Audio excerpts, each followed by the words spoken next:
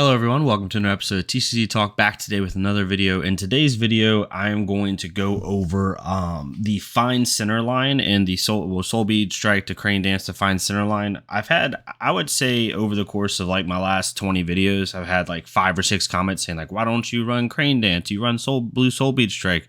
And then back when I was, not back, but my other Katsu build, it's not the Breeze Rider Boots build where I have Soul Bead Strikes, red Soul Bead Strikes in there. They're like, why don't you run the Find Center line? And today I'm going to go over why I don't run the Find Center line and why the line is essentially dead, and for lack of a better term, and I'll explain why. So the way Find Center used to work, and hopefully it reaches everyone. This might not reach everyone because I've seen people put videos about this, but I'm going to do my part and try to help out some people and try to make you realize why you just shouldn't run this line in your deck, regardless of what Katsu build you have.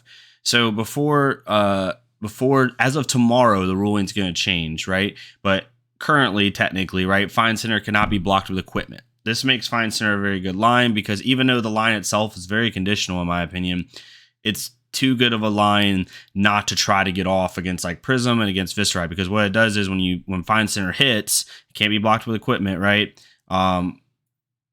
Or anything that has a cost value, less than the amount on the combat chain or whatever, right? Basically, it almost literally can't be blocked for the most part. So,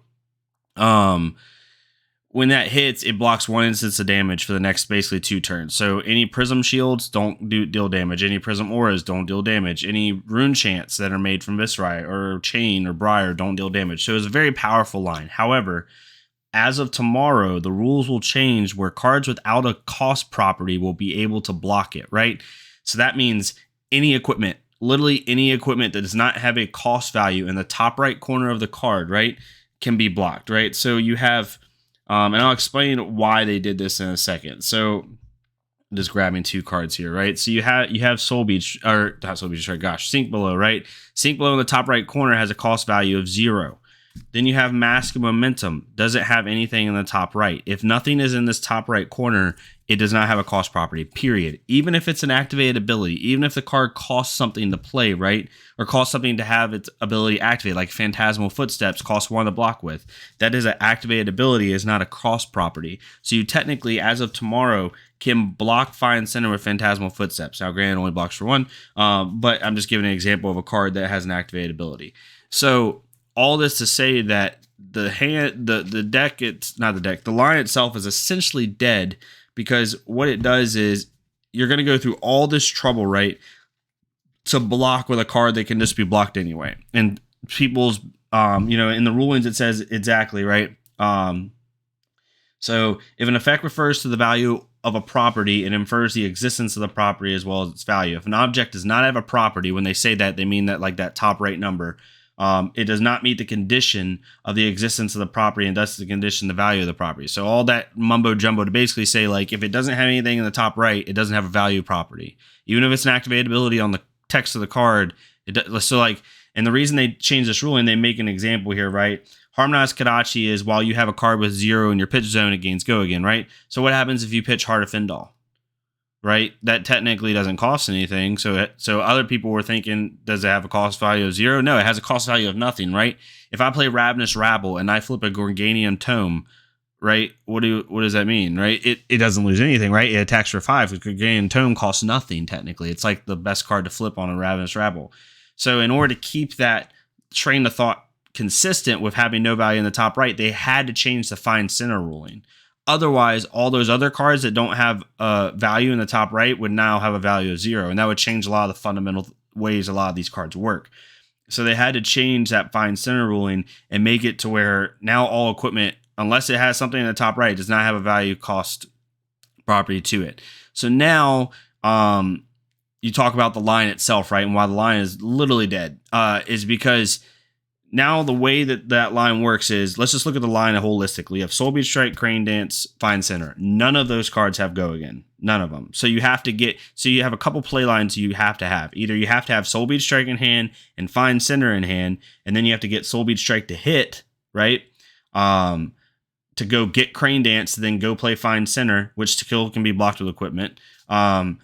Soul Bead Strike's very hard to get to hit. You usually have to play it late in the chain in order to get it to hit, because people know if they block it out, you don't get go again, right? So you have to have a razor or you have to hit it late in the chain.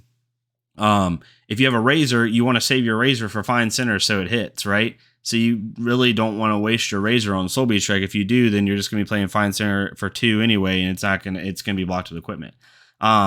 Or you have to have Crane Dance in hand, and then you have to be able to play fine center. So the only way you can do that is either to razor Crane Dance or snap Crane Dance or Breeze Rider Boots Crane Dance. And no matter what, Crane Dance pretty much has to hit no matter what, right? The only other option is snapping it, even if it doesn't hit, and then playing fine center, which, yes, it's really good, but like, or not, yes, the line's really nice if fine center hits, but fine center can still be blocked with equipment, and it only deal that turn. You just did a Snapdragon turn for 5 damage, right? Like, even though you're kind of slowing them down for 2 turns, all they gotta do is, if it's a Prism, all they gotta do is attack you with Heralds, and then for a turn or 2, and then if it's a Viscerai, all he's gonna do is block you out and keep making rune chants, and then come back anyway in 2 turns. So it does, the line is not worth the trouble now. It really isn't. And if you're a control Katsu build, the video I just put up where someone commented on it, then, or not even control, people don't want me to call it defensive Katsu build, right? You definitely don't want to run that line, because now that line's super situational, right? Now you have to get all those things off I just said for a card that can be blocked with equipment anyway. If you're playing a Rune Blade, they'll laugh at you having to block with 2 for 2, right? It's not hard. They can use Grasp of the Arcanite, they can use Arcanite Skullcap, they can use Bloodchief Skeleton, they can use one of both of them. Heck, they can use, if they really feel crazy and they don't have anything left, they can use Spellbound Creepers with their last Skullcap, or like their last Grasp counter, whatever, right? It's super easy. If it's a Prism, it's a little bit harder for them to block it. But you're not seeing as much of the Vestige Crown combos with Prism. You're seeing a lot of Tunic.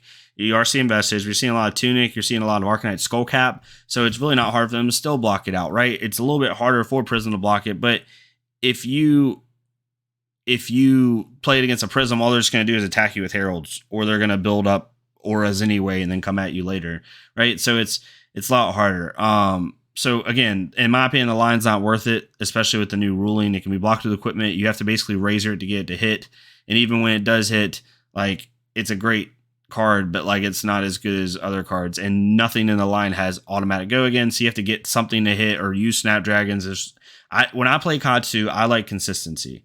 I like lines that are going to constantly have a good chance at hitting and constantly have a good chance of getting out. Fine Center, before this rule change, was already a hard line to get off. Like, it's hard, right? You're basically YOLOing trying to get this crap off. Now it's even harder, and it's just it's not worth the time. So hopefully this video gets to somebody that's been asking about it. I've had several people say, like, why are you running Blue Soul Beach Strike? You know, you don't have Crane Dance. I'm running Blue Soul Beach Strike because Blue Soul Beach Strike is one of the best blues in Katsu, period. Like, I don't care what your build is. It's a block 3 that attacks for 2 with conditional go again, right? So you can block for 3 with it like anything. You can pitch it for Kadachis like any other blue that Katsu runs. But in a pinch, in the worst possible case scenario, you can attack with it for 2, and it has go again if it hits. So they can't just ignore it and let you continue the chain, right? Which I've had happen several times in worst case situations. That's why I play Blue Soul Beach Strike, because it's one of the best blues you can run in Katsu, in my opinion. But anyway, sorry I got a little bit heated. I've seen so many people ask me, like, why aren't you running Crane Dance? Because the line's dead. Like, I'm sorry to tell you, the line's just not good. But hopefully you'll have a good rest of your day. I'm gonna put this video out the same day as I put out the Control Katsu build, so hopefully it reaches some people that are asking about it. But yeah, hopefully y'all have a good rest of your week. I'll keep making videos this week. Let me know what you want to see, and I'll see y'all next time on TCG Talk. Thank y'all so much.